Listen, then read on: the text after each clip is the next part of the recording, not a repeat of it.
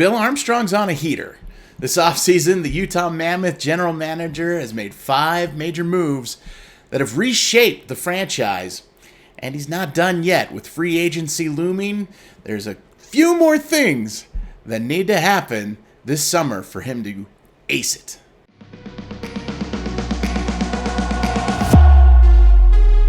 When you're in the middle of a rebuild, it helps to get a little bit of luck. And they got it in the lottery. It all started with that lucky bounce as Utah entered the lottery with the 14th best odds and then landed the number 4 overall pick. The ping pong balls finally went Armstrong's way, and the franchise suddenly had access to top-tier talent. In order to ace the rebuild and ace the summer, it certainly helps to get a little lottery luck. Next came the Russian breakout. He signed Daniil But and Dmitry Shimashev to entry-level contracts. These represent 2 of the top 3 prospects within the system, both of whom are Russian, both played for Lokomotiv, both just won the Gagarin Cup in the KHL, and both absolute forces if they hit. Armstrong convinced them to leave the KHL and commit to Salt Lake City. We'll find out what that commitment and negotiation ended up being, and typically Russian players, you have to commit to them to being in the NHL. They don't want to go play in the AHL. Otherwise, they can stay and make more money playing in Russia. So, we'll see what those arrangements look like. But it's not easy to get your Russian prospects out of Russia. But Armstrong was able to do it. It's a great sign for the Utah Mammoth, as it's a place that can be seen as Russia player friendly. Then came the JJ Peterka trade. Now, getting Peterka had its cost. They lost Kesselring and Doan. But they were able to get a 23-year-old winger with back-to-back seasons of at least 27 goals. That's production now, and they were able to secure him to a 5-year contract. So there's security in keeping Peterka into the future.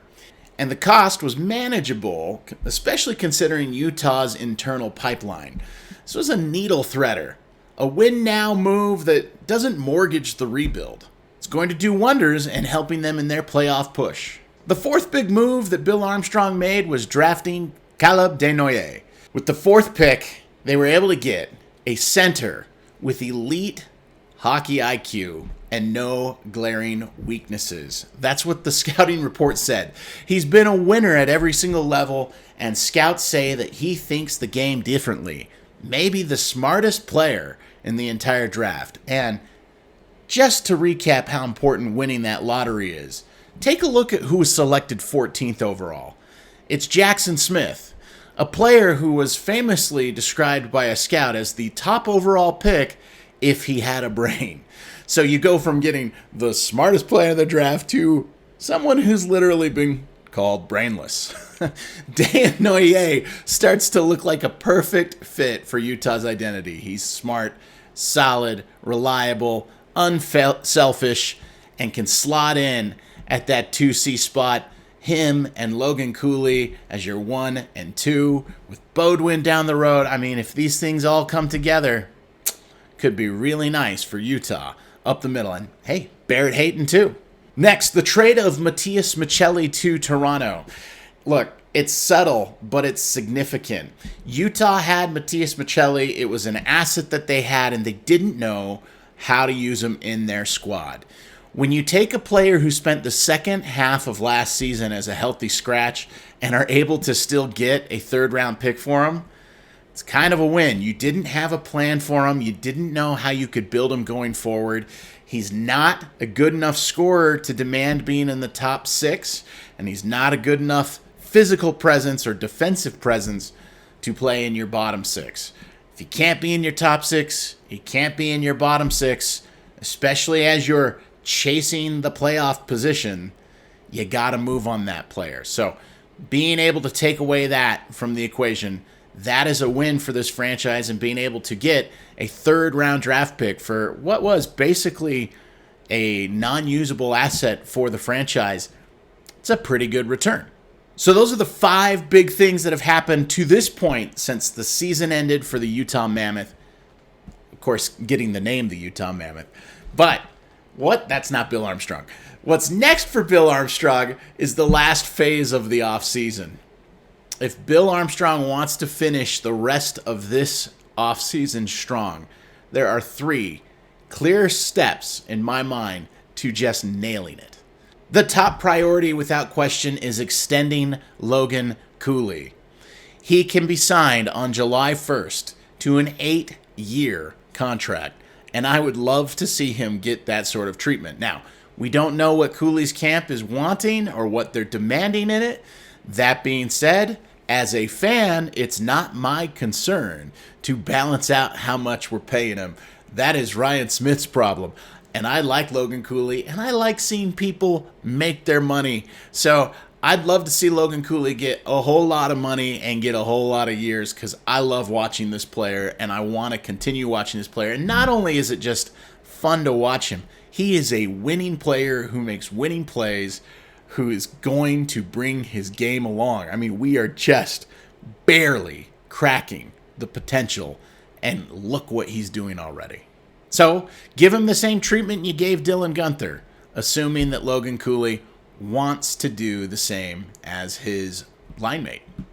Beneath signing Logan Cooley is re-signing Jack McBain. McBain started to take even more steps forward in his career and has, in my mind, begun the process of trying to establish himself as sort of a Tom Wilson-y type player.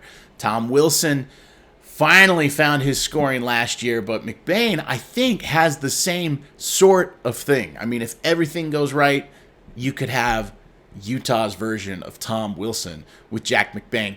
That's what I think about when I think about McBain and what his future is. That's a player that I want to build, I want to keep around. Beyond that, you need a little nasty, and he plays mean.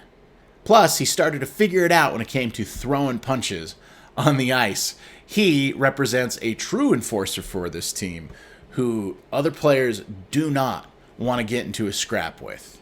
And it should be noted that the Mammoth have extended a qualifying offer to McBain.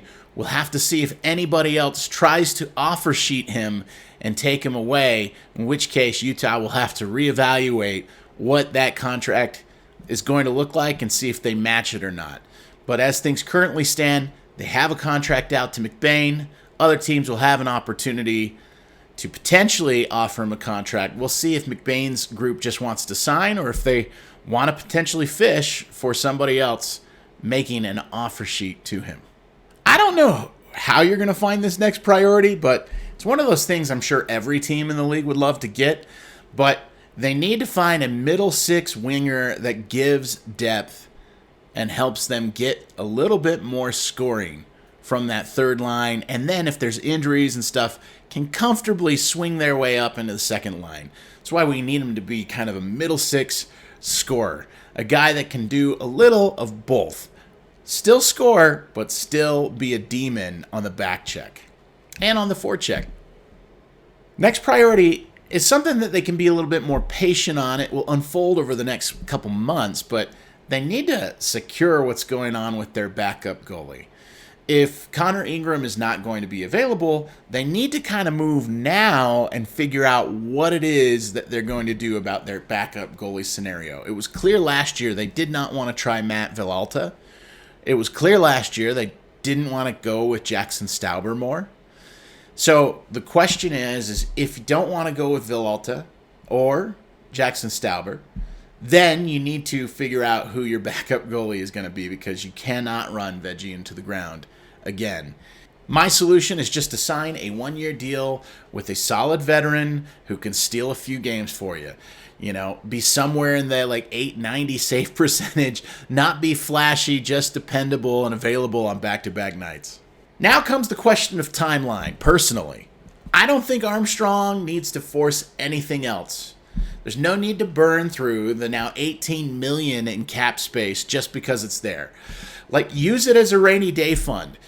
Gives you leverage at the trade deadline, potentially. You do not know who's going to be available in the middle of the season. So wait, be patient. And Bill Armstrong knows how to do that. They're not contending for the cup It's still a growth year. It's just trying to get into the playoffs and see what happens. But will Ryan Smith feel the same way?